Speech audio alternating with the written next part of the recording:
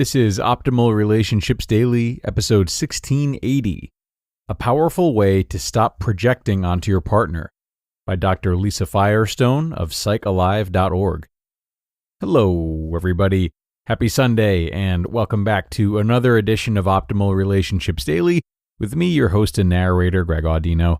You've picked a great episode to listen in on, as we are going to be introducing a new author, Dr. Lisa Firestone. Lisa has both a lot of experience as well as a really extensive catalog of work for us to read from, and we're really excited to have her aboard. So without further ado, let's give her work the floor and start optimizing your life. A Powerful Way to Stop Projecting Onto Your Partner, by Dr. Lisa Firestone of psychalive.org. Most of the time, when I write about couples, I focus on steps that individuals can take to feel closer to their partner and more satisfied in the relationship. Because a person can only fully control themselves, I try to illustrate ideas that any one person can enact, which would hopefully lead their partner to respond or the winds to shift more favorably. In a couple, one person always has 100% control of 50% of the dynamic, which means our efforts can hold a huge amount of influence, and if and when they don't, we at least know we showed up as who we wanted to be. The reality is, all of this is easier said than done. In times when we're triggered, or when our partner is acting in a way that's off, hurtful, dismissive, or frustrating, we are bound to make mistakes. We're not always going to react the exact way we want to. While there are helpful tools to use to calm down, and learned ways to react that can help better handle heated moments, there's also one idea I would offer that may help any one of us to not take every less-than-ideal interaction between us and our partner so hard. And that is to recognize that there is an entire world going on inside our partner that is totally separate from us. That's not to say that our actions don't have an impact. Of course they do. But adult relationships are a hotbed for stirring old emotions and implicit memories. Our early attachment patterns are going to affect how we relate and what our expectations are about how a partner will behave or our relationship will operate.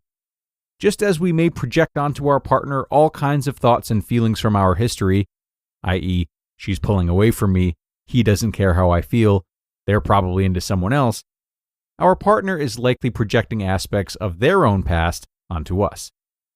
How projecting and insecurities affect our relationship. The insecurities and expectations we hold inside us have a lot to do with our own defense systems we've built up based on painful experiences we've endured, especially early in our lives. So, when our partner's reaction doesn't make sense to us, we may be misinterpreting or projecting, or they may be being triggered by something deeper, something old inside them that has little, if anything, to do with us. None of this is to suggest that we should always assume any emotional reaction we or our partner has is solely based on our past. But some of it is. And because of that, sometimes, rather than react and pounce all over the present issue, it's better to give it a little time and space. Take a breath and let your partner do the same. We have a tendency to personalize so much of what goes on with someone close to us. If they come home from work feeling tired and quiet, we may think they're being cold or disinterested.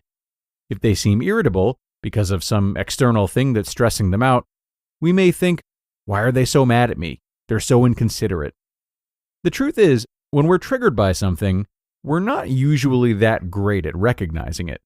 We've been programmed to feel like all of our reactions are real and make sense right now.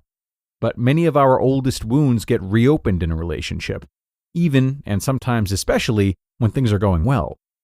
One thing that can be helpful is to just be aware of this, to say to ourselves in a situation when our partner's mood or behavior doesn't quite make sense to us, this strong reaction or these intense emotions may not have to do with me. There may be something else going on. Instead of being reactive, I'm going to be curious. How to get out of this mindset? When we try to relate to our partner or put ourselves in their shoes, we can foster more compassion in ourselves. Having a softer or simply less ready-to-jump way of responding can only help the situation. We won't be able to control how our partner responds, but we create an environment that helps them figure it out independently of the dynamic between us. We may say something like, "Hey, You seem like you're going through something or struggling in some way. Or, I notice you seem quiet, serious, easily frustrated, etc. You can let them know, I'm here if you want to talk, and I'm happy to give you space if that's what you need right now. But I think something else is going on for you, and I'm curious to know what that is. If you don't like the way they're acting towards you, you can be direct and let them know. I don't like the way you're treating me, and I'm starting to feel bad, so I'm going to leave for a little while, /take a walk, /sit in the other room. This way of communicating is different from putting words into the other person's mouth or entering into an argument. It's also not just passively accepting a way of being treated that we don't like, but it opens a door for the other person to be inquisitive about their own internal world. Maybe they will open up to us about it, and maybe not. Nevertheless, having this kind of awareness that whatever is happening inside our partner isn't always about us helps us feel less reactive and more curious in ourselves. It's a genuine and non-dramatic way to take a gentler approach to each other and help avoid falling into destructive patterns where both people wind up acting in ways that we later regret. You just listened to the post titled, A Powerful Way to Stop Projecting Onto Your Partner by Dr. Lisa Firestone of psychalive.org. Priceline presents Go to Your Happy Price. What's up? It's Kaylee Cuoco. When it comes to travel, we all have a happy place. You can see yourself already there. It's beautiful. It might be sunny and sandy for some, neon and urban for others, deserts or rainforests or hiking trails. With Priceline, you can get to your happy place for a happy price with deals you really can't find anywhere else. Like up to 60% off select hotels to Costa Rica or 5-star hotels for 2-star prices in Cabo. Go to Priceline.com and travel to your happy place for a happy price. All right, see ya. I'm off to Miami. No, actually, wow, look at that. No, I'm going to Hawaii now. Ooh, Cancun looks nice. You know what? Belize looks pretty nice this time of year. Or, Palm Springs. Go to your happy place for a happy price. Go to your happy price, Priceline. And thanks a lot to Dr. Lisa, a first-time contributor who we are really excited to introduce here on ORD, and one that you can likely expect to hear at least on Optimal Living Daily in the future as well. So she is the Director of Research and Education at the Glendon Association, whose mission it is to save lives and enhance mental health by addressing the social problems of suicide, violence, child abuse, and troubled interpersonal relationships.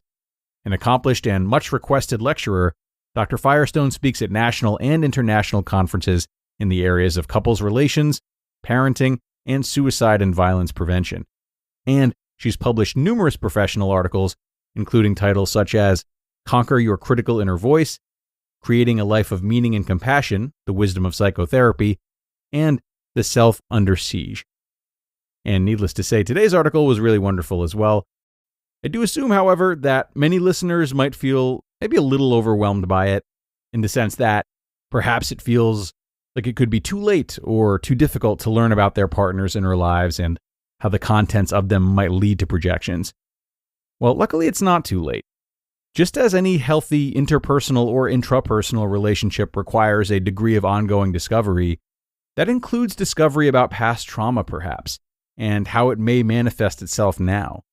So even if this is an issue that your partner hasn't delved into and might not even know much about, you can still discuss ways in which they might feel as though they could have done better by their partners in the past, or what they feel their shortcomings are in any type of relationship, etc. So even if you don't get into a long-winded discussion about their past conditioning, the ability to identify current patterns when in a calm state especially can go a long way in changing those patterns over time if need be, and catching ourselves in those moments in which the patterns would normally take over.